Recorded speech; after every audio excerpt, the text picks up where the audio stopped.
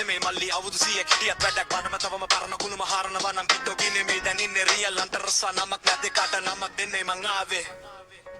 රාජුයි නොයිලු අස්සේ මාව හොයන්න එපා පමණ පොට නැති යාළු පුටුව බලන්න එපා උඹ කියන ඔය ඉන්ඩස්ට්‍රි එකට පෙරණ කොටුවක් නම් අපි ඒකට විශ්ය දාපු අලුත් පරම්පරාවේ අඩුවක්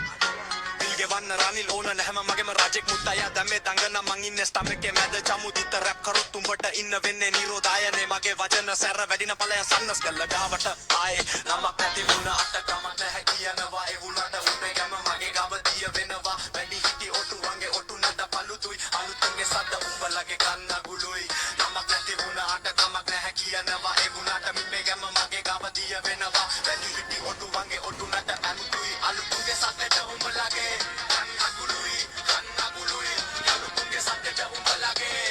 කන්න ගුළුයි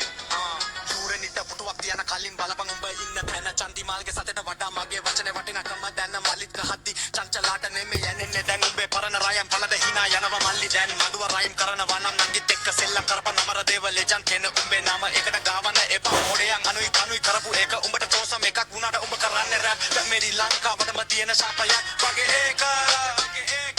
බුදුහාමුදුරුවෝ කිව්වේ ලෙඩ ගැන නෙමෙයි උඹ වගේ කුහක හිත් ගැන